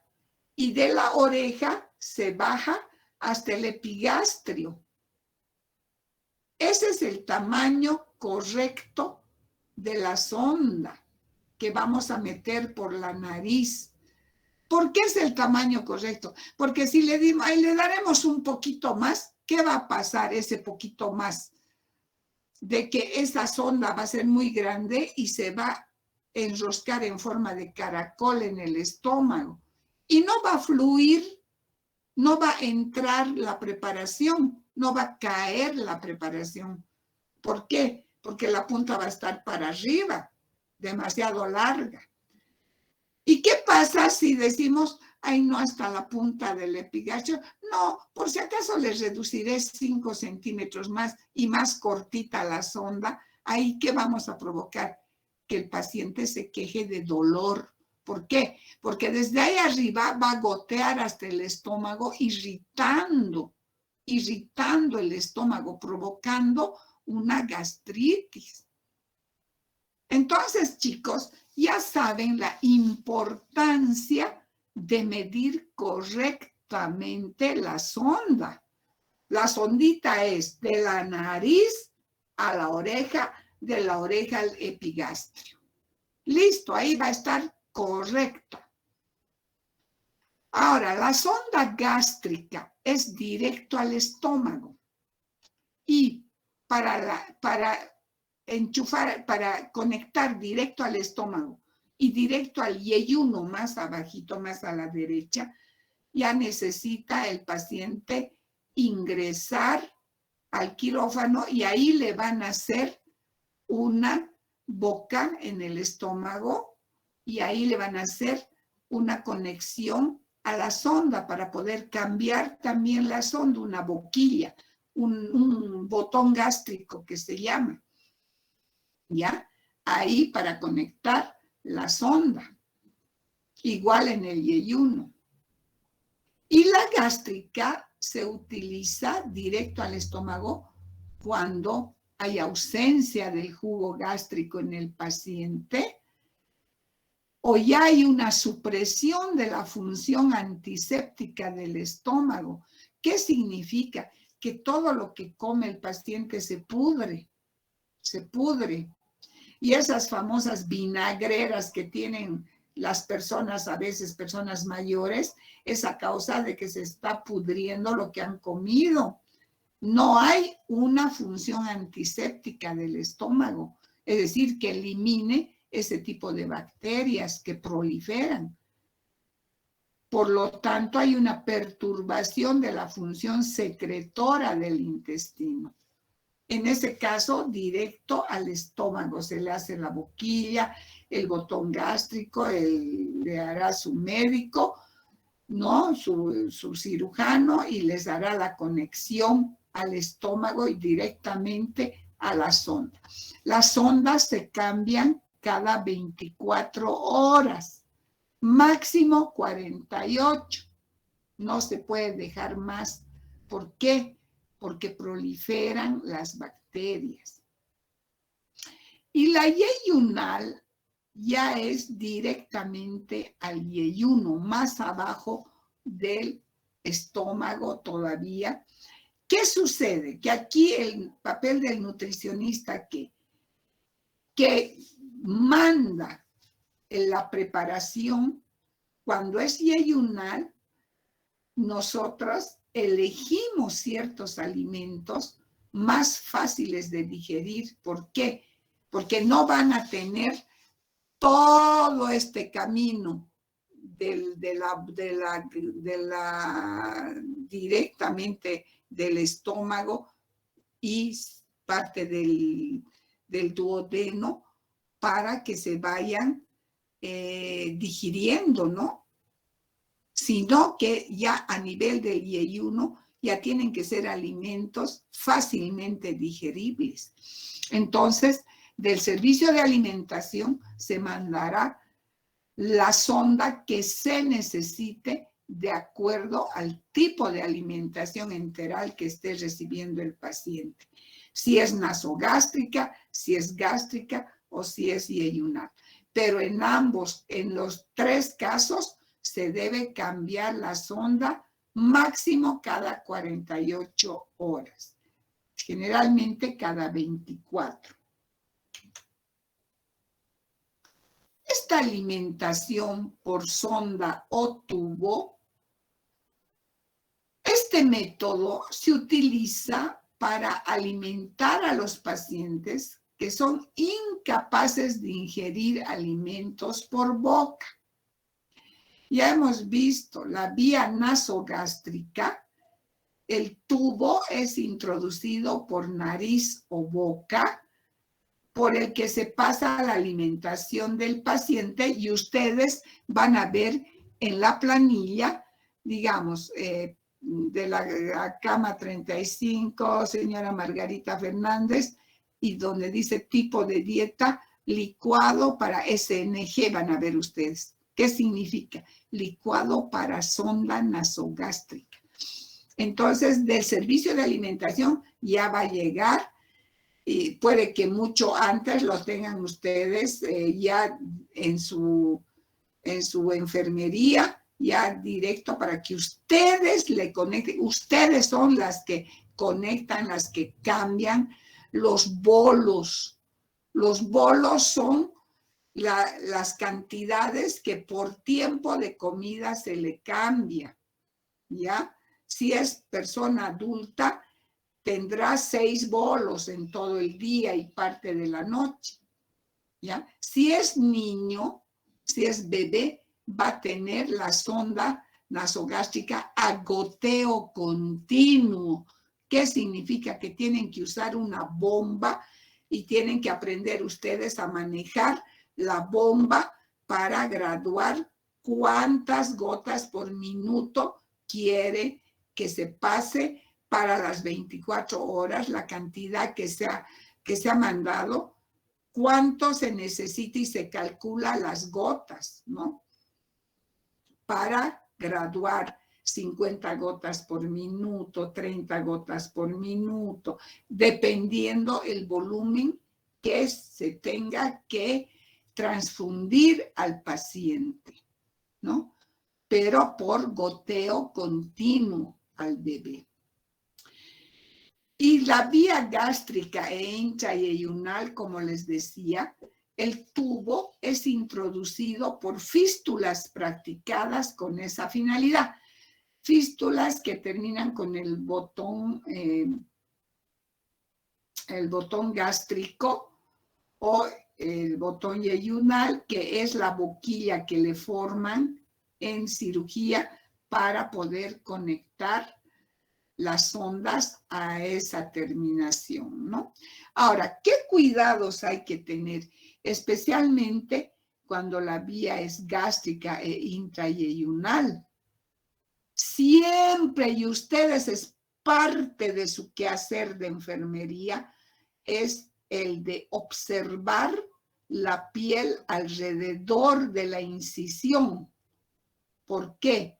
Porque basta que se ponga coloradita alrededor de la boquilla y tienen que avisar inmediatamente al médico porque está entrando en una sepsis el paciente. Se le está empezando a infectar la herida. Bueno, y eso lo hacen ustedes, porque son la parte de enfermería, la parte que vela por el confort del paciente. Es la parte que ustedes los bañan, los asean y se fijan, hacen las curaciones, todo eso ustedes, y se fijan cómo está la heridita de la conexión a vía gástrica o intrayeyunal, de que no presente ningún enrojecimiento alrededor de la fístula. Les estoy encargando, les estoy recomendando, les estoy haciendo notar cuál es su responsabilidad con el paciente.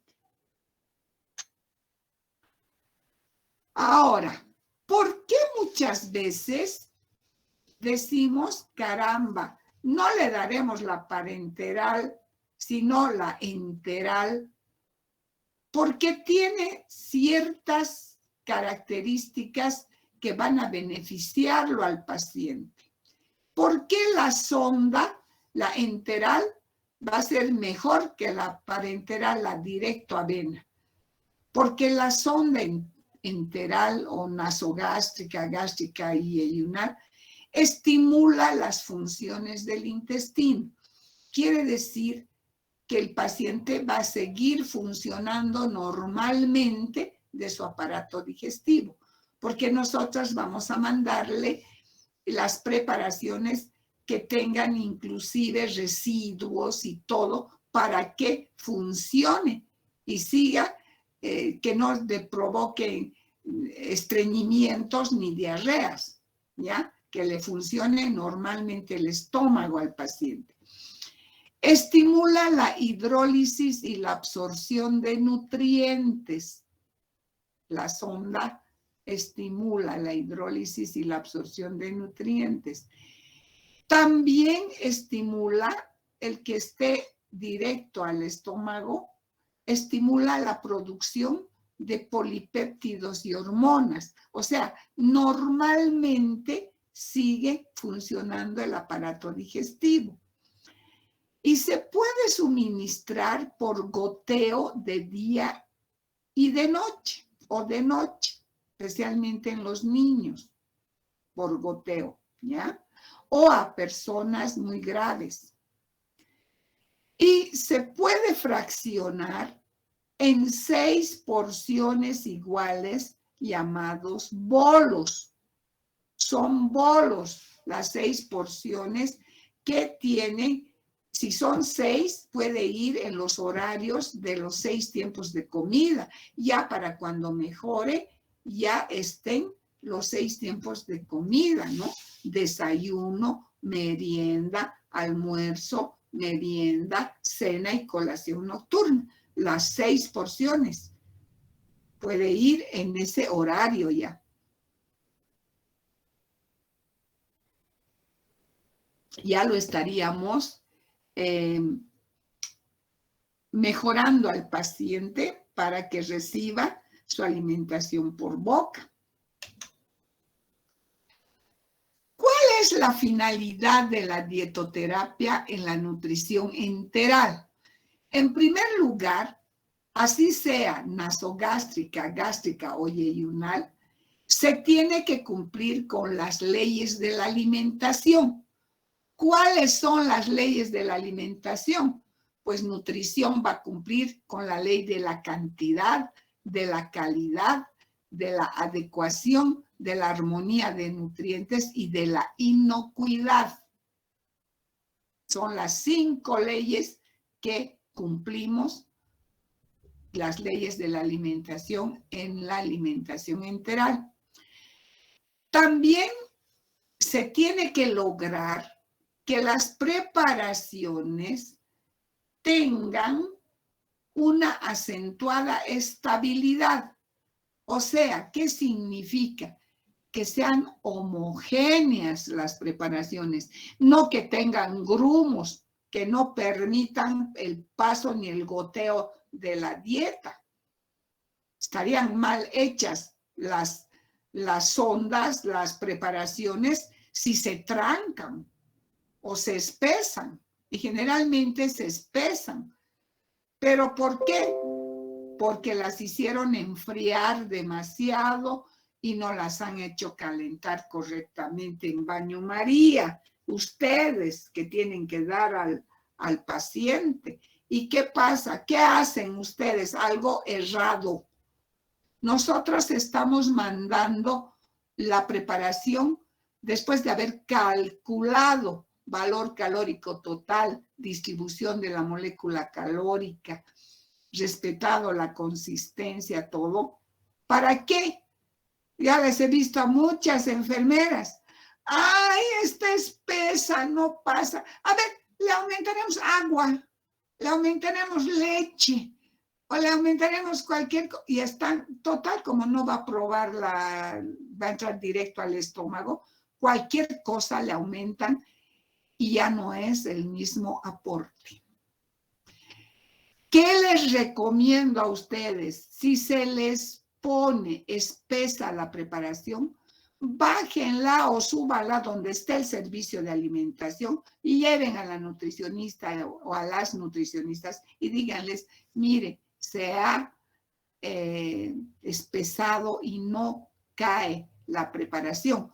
Ya verán cómo van a arreglar en el servicio de alimentación respetando el aporte. Calcularán, a ver, está 50 cc de agua, a ver, pondremos 60 o 70 cc de agua. ¿Por qué? Porque tienen que saber, tienen que controlar la cantidad de líquidos que están mandando. Entonces, esa es la manera correcta de corregir una sonda, ¿ya? Y para que tengan una acentuada estabilidad. Que sea además la preparación de fácil escurrimiento y deben desplazarse fácilmente a través del tubo. Es otra cualidad. Tiene que escurrir fácilmente a través del tubo. Por ejemplo, una sonda para adulto, valor calórico total de 2.300 kilocalorías, estamos mandando, donde hemos distribuido la molécula calórica, 50% de hidratos de carbono, 30% de grasas y 20% de proteínas. Por lo tanto, ¿qué nos dice esta distribución? Que es hiperproteica la dieta, ¿ya? Hiperproteica. La consistencia para un fácil escurrimiento es semilíquida, lo que hemos planificado, semilíquida, ¿ya? Ahora, un ejemplo de sonda nasogástrica, por ejemplo, tenemos leche, 500 cc, harinas o féculas, 30 gramos, para que le dé esa parte de espesor, pero de fácil escurrimiento, que no sea más. Azúcar, 150 gramos. Caseinato de calcio, que es un hidrolizado, 36 gramos. Crema de leche, 80 gramos. Ahora, podemos usar como hidratos de carbono jugos de fruta, azúcar, glucosa, harinas, almidón y dextrinas. Ya de acuerdo a la cantidad que deseemos para la consistencia. En proteínas, hidrolizados, el caseinato o la caseína y el huevo también como fuente de proteínas. Y grasas, podemos usar la leche entera, la crema de leche e inclusive el aceite vegetal, etc. ¿Ya? Entonces, nosotros ya calcularemos y mandaremos el tipo de preparación. Ojo, que para las sondas artesanales podemos utilizar, por ejemplo, inclusive la pechuga de pollo, el arroz licuado, inclusive las harinas, las féculas, los tubérculos, pero colados para que no tengan ese espesor, sino lo necesario. Y podemos reforzar la proteína inclusive con la gelatina al 15% la gelatina del 3 al 5%, no más. Generalmente usamos 3% para que no cuaje tanto, ¿ya? Entonces, nosotros ya podemos ir utilizando en las ondas artesanales o simplemente usamos los hidrolizados que ya están a la venta de las distribuidoras de hidrolizados, de tanto como módulos calóricos, módulos proteicos y las grasas ya inclusive están en su mínima expresión, por ejemplo, los hidratos de carbono como glucosa, las proteínas como aminoácidos, las grasas como ácidos grasos esenciales, ¿no es cierto? Y esto sirve para la alimentación parenteral sobre todo. Muy bien, chicos, ahí termina, fin de la materia. Muchas gracias. Como verán, hemos llegado al final de la materia. Preguntas, por favor, antes de tomar la lista.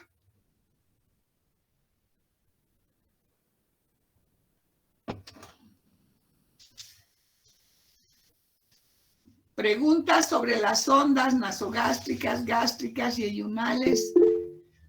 Alex. Sí, Lisa, buenas tardes. Hola. Después Dylan, ya. Con respecto a los pacientes que están en coma, ¿se usa alguna de estas vías de administración para ellos? ¿O cómo es Sí. su tipo de administración para alimentos? Sí.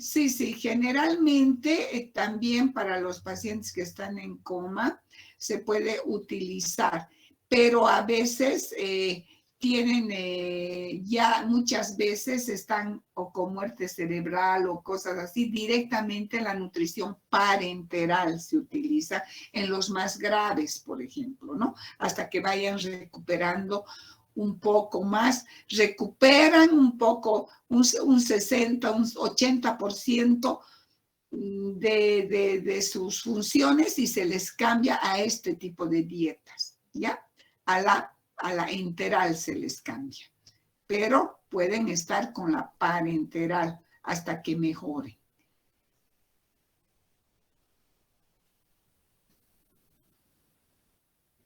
Dylan, tu pregunta. Gracias, Lisa. Ya, Alex, muy bien. ¿Qué pasaría si es que la sonda no se cambia después de las 24 horas? O sea, ¿qué dificultad tendría eso nuevo? Sí, te cuento que eso pasa muchísimo, inclusive ahí yo he visto mucho, van a observar y van a ver las iniquidades que pasan y me da pena. Mucha gente del campo a veces se va con sus sondas, ¿no? ¿Por qué? Porque va a tener una alimentación de por vida por sonda. Y resulta de que no pueden venir a que les cambien cada 48 horas y llegan cada semana, inclusive un poco más con la misma sonda. O no han podido comprar o se les ha terminado las sondas que llevaron. Es pues que se provocan infecciones, ¿no? Comienzan también con diarreas porque las bacterias se van proliferando. ¿Ya? Ahora, cuando hay un buen manejo y se les capacita, porque sería bueno capacitarles un poco, no sé hasta qué punto puede servir el hervir los tubos o sondas, hervir por cierto tiempo y volverlas a usar. Quizás dé resultado hasta que vengan a ponerse otra sonda que esté más esterilizada. Pero creo que ni les enseñan a eso. Entonces, imagínense cómo yo veía cómo venían la que les cambian después de una semana, de 10 días, la misma sonda. Hay realidades bien tristes, chicos. Lo ideal es máximo cada 24 horas. Ahora, otra cosa que quiero hacerles notar. Generalmente en los hospitales hacen usar las sondas de los sueros para pasar estas dietas nasogástricas, gástricas y ayunales. Y no es lo correcto. Por eso se trancan las preparaciones, porque las sondas nasogástricas tienen una medida